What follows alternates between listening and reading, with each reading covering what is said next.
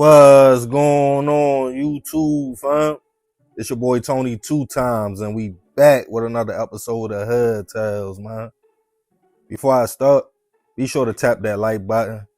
Definitely watch this video to the end to hear the full story and all the details in the case. For my day one fam, y'all already know it's all love. Thanks for tuning back into another episode. If you're new to the channel and you feeling the content, feel free to subscribe. Definitely hit that notification bell so you can be notified every time we drop a new video. Oh yeah, feel free to share the channel with your peoples. Everybody is welcome. With that being said, let's get right into the story. When you grow up in certain environments where people are struggling to make it day by day, and most people in the community are below the poverty line, people tend to hold on and cherish the small things in life. The struggle most of the time brings people together, and that's where some of the strongest bonds are formed. A lot of young men in the trenches, their outlet is usually knowing no matter what, you can go outside, link with your homeboys, and if y'all don't have nothing else, y'all have each other. It becomes a brotherhood. Everybody is in the same boat. No judgment. If I need to borrow a shirt for school or eat at your house because things are tight at home. As time goes on though, and somebody from the struggle sees a bigger picture and decides they want a better life, usually there are people in community will support them in the beginning when it's just a dream. But we all know if you become one of the lucky ones and actually start to make it out, that's when the jealousy sets in and envy. The same people you starved with start to look at you like food. You can break bread, look out for your peoples, but now the pocket watching comes in. And what some like to call the crab in a bucket mentality. Your homies side-eyeing you, people who watch you struggle to come up start criticizing what you are doing to make it, plotting on your downfall because it's not them. Boosie said it best. It be the same people you sat in a classroom with, played outside with in your hometown, if you make it out, will start hating you the most because they don't understand why it was you who made it and not them.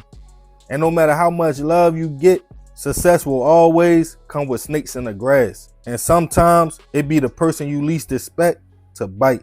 And on this episode of Hood Tales, we'll be taking it to Montgomery, Alabama to discuss the case of a rapper who got snaked by his day one homie while performing in his own city. Back in 2013, 22-year-old Glenn Thomas had made a big name for himself in his hometown of Montgomery. Glenn, who had started rapping at a young age, went by the rap name Doe B and was taking the world by storm. But let's rewind a little bit. Years earlier, while growing up in the Cloverland apartments, Doe B, who was always a bigger dude, was called Big Glenn by his peers. His mother had 5 kids and did the best she could to provide, but it was tough, and Glenn leaned more to the streets as an outlet to cope with their situation. The area was rough, known for trapping, shooting, robberies, and addiction. He saw a lot coming up, got in trouble, and watched friends fall to the streets early on. But eventually, Glenn decided he wanted to rap about what he saw and the reality around him. As a teen, he became a part of a local rap label and music group called CMB, or Coke Block Music, named for the street they all hung on. More like a clique at first, until people in the group started to realize Glenn could really rap. Now calling himself Doe B. He would often want to go to the studio and really make tracks, when his homies thought it was just a hobby. Eventually, Doe B's music started picking up steam in the city, and his name started ringing bells. 1 foot in music, 1 foot in the streets. He would get in an incident where Doe B would get shot in the head, barely escaping with his life. He started wearing his iconic eye patch to cover up his scars. After that, he now knew he had to make it out. Always shouting out his hood and his area, Ridgecrest, where they called themselves Circle K. The city at first was behind Doe B. He was a neighborhood hero, and the people could vouch he had been through everything he was talking about, and eventually his music would catch the ear of big Atlanta rapper T.I.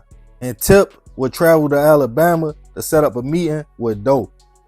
Feeling each other's energy and feeling like it would be a good fit, Now it was becoming real. Doe B was officially signed to Hustle Gang. Now with some big money behind him and a big label, Doe B's music went mainstream, with him dropping the hit song that had Alabama and the surrounding areas going crazy. Let Me Find Out. In the video shot in his hometown, it had most of his neighborhood outside, including his day one homie, who he grew up with, Darius Thomas. The song, in which Doe B rapped about people hating on him and the petty situations that took place in every hood in America, also had a feature on there from T.I. himself, who was in the video. Now all of Doe B's hard work was paying off. Often called the Biggie Smalls of the South, his lyrics were raw, heartfelt, and real. He would rub shoulders and get features from big artists like Rich Homie Quan and take the show on the road. But with the fame, of course, comes the hate. Still reachable in his city, it was word going around that some of Doe B's homies were plotting on him, and allegedly a bag of money and jewelry came up missing. He put in his lyrics about how people were starting to hate on him, and one person in particular was Darius. It was also speculation that his homie had something to do with the missing jewelry and money, and also was mad at Doe B for rocking with other sides of the city he felt was their enemies. But Doe was trying to bring the city together and make money with everybody. With everything going on, threats being made, envy and hate in the air, his manager attempted to keep Doe B on the road as much as possible and away from home. But in December 2013, Doe was back home, even though he was supposed to be in Miami recording with Pharrell and T.I. He decided to come back after performing on the road to do a show at home and show some love. The spot was a local joint called Centennial Bar and Grill. The whole city knew about it and was coming out, including 21-year-old college student Kimberly Johnson, who had just had a birthday and felt it was no better way to celebrate than going out to see a hometown hero. Also 20-year-old Timnaris Hamilton, who also was a fan of Doe B. The rapper before the concert stopped by his mother's house, Miss Shirley. He told her he would be back later on and he was headed to the spot. The place was crowded with everybody paying to get in, but it was a group of men who felt they didn't have to pay because Doe B was their peoples. His homie Darius and two other men, Jason McWilliams and Taboris Mock. Tension was already high between Doe B and Darius about rumors of him trying to backdoor him and the missing money and jewelry. The rapper saw them in the crowd but kept performing. Some say the men started getting closer to the stage and started throwing up hand signs from local neighborhoods, basically letting Doe B know he shouldn't rock with the other side. Eventually, Darius and Doe B would end up face to face, where words were exchanged back and forth. Some allege Doe B mushed the man. That's when seconds later, in a crowded club, multiple shots went off. Everybody scattered. As local police were called, they responded to the location and realized it was 5 people who had been shot, including Timnaris, Kimberly, and rapper Doe B. And unfortunately, Kimberly and Doe B wouldn't survive their injuries. Timnaris was rushed to a local hospital in critical condition. As the news hit the community, it sent shockwaves and a dark cloud over Montgomery. The city was torn and couldn't believe the hometown hero lost his life along with an innocent young lady who was just out trying to enjoy her birthday. As police had suspects already, they went on a hunt.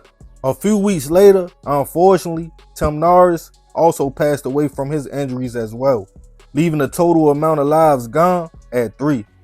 Their mothers all were in shock, hurt, and confused, while someone would shoot up a club full of innocent bystanders. As the community mourned and pleaded for justice, the first suspect was arrested, Darius. He was charged with capital hit. Not long after, Jason was picked up, and last was Taboris. They were all charged with the same thing, but more information came out, claiming it was a shootout, with Doe B's team also shooting back, and Darius being shot in the chest. The community was mad as the victims were laid to rest, and Doe B's all-white funeral went viral, with many in attendance, including T.I. Some felt like the city should have protected the rapper better, and some felt he should have left his hometown all around the board. As the case made its way to court, Darius was the first to admit his role in the incident and that he started the altercation. He apologized to all the mothers of the victims and claimed he regretted that night. He took a plea deal for murder and was sentenced to 85 years in prison. Jason and Tabor's hit charges were dropped. Instead, they both were found guilty of 3 counts of first-degree assault, and both were sentenced to 15 years in prison. Some still feel like Doe B was the last hope for a big rapper to come from Montgomery. They feel like his loss cursed the city. Rest in peace to Kimberly, Tim, and Doe B. I send my prayers and condolences to their families. It's crazy. It be the ones who was right beside you in the beginning of the journey that if you do make it big, bring the most hate your way. Doe B put in all his music. He didn't know why his homies turned on him and hated him so much. They probably felt he owed them something. But I want to leave this one open for discussion. Y'all let me know what y'all think about the situation. And have you yourself ever dealt with hate from somebody you were once close to? Let me know your experiences in the comments. And remember, we gotta succeed, not to fail, so we won't be just another hood tale. Yeah, man, crazy story. Rest in peace to Doe B, Kimberly, and Tim. I remember earlier on when I first started YouTube, I did this video about Doe B, but it was like 3 minutes long. I ain't have all this information. I'll leave the link if y'all want to check it out. I was a rookie in the game. But yeah, I appreciate you if you made it to the end. I ain't gonna talk too much more about this one. Y'all leave it in the comments. This another episode of Hood Tales. This your boy Tony 2 times. Love, fam.